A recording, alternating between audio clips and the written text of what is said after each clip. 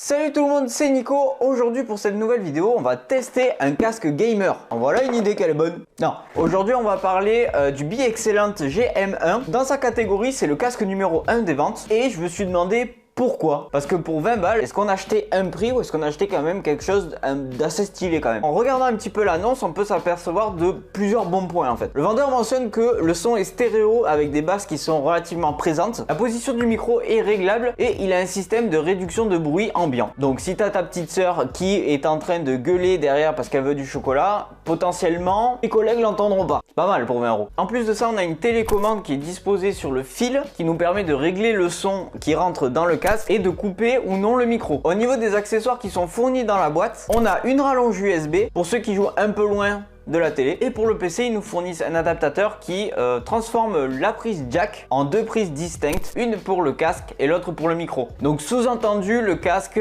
est compatible sur Xbox One, PS4 et PC, et en somme sur tous les supports, téléphone, tablette, ce que vous voulez. Au niveau finition, on est clairement sur du plastique, on est sur du noir qui est un petit peu matifié, et au niveau coloris, il existe en bleu, en camouflage et en rouge. On peut y exercer une certaine torsion sans forcément avoir peur de le casser au moindre petit geste brusque. Au niveau des mousses, c'est je pense le plus important après le son.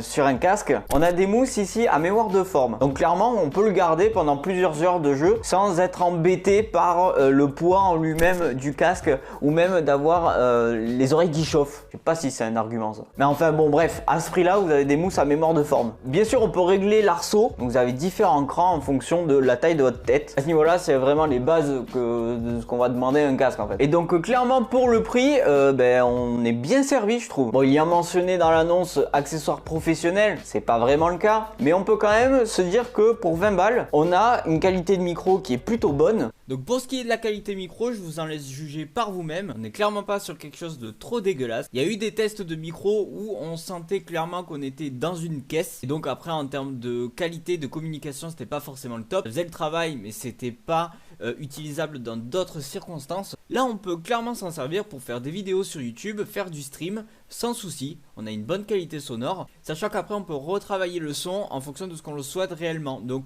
clairement, je trouve que le son est pas dégueu. Et on a une qualité sonore aussi qui est assez agréable. Bon après au niveau design, il faut aimer. Faut quand même se dire une chose, c'est qu'on n'est pas forcément obligé d'avoir les LED d'allumer. Les LED sont alimentés uniquement par la prise USB. Donc si toutefois ça ne vous plaît pas, vous déconnectez la prise USB, vous avez un casque tout à fait normal. Bon, avec une Viper sur le côté, mais ça reste un casque normal. Je vais pas trop vous parler de la qualité sonore parce que clairement ça reste assez subjectif. Et puis même on peut toujours y exercer certains réglages en fonction de ce que nous on préfère. Mais pour 20 €, on a quand même quelque chose avec un son assez agréable. Ça va pas nous détruire les oreilles et on entend vraiment les sons ambiants. On a vraiment un bon casque stéréo. Bon, sans modification du son, on a clairement un son comme si on était dans une caisse. C'est pas forcément très flatteur, mais comme je vous dis, étant donné qu'on peut faire des modifications sur le son de manière générale, après ça dépend des goûts de chacun. Pour ce qui est des finitions, on a quand même un câble qui est tressé, que ce soit au niveau des accessoires fournis ou du câble en lui-même. Donc on n'a pas un câble en plastique tout dégueulasse, on a quand même quelque chose d'assez costaud. Donc clairement j'avais peur d'être déçu, et puis de ce que je voyais en vidéo, je trouvais que les tests n'étaient pas forcément approfondis. Alors je dis pas que j'ai la saine parole sur ce casque, mais je voulais quand même approfondir un petit peu sur le casque numéro 1 des ventes Amazon. Pourquoi il est numéro 1? Est-ce que vraiment il est numéro 1 par rapport au prix, ou est-ce qu'on a quand même une certaine qualité?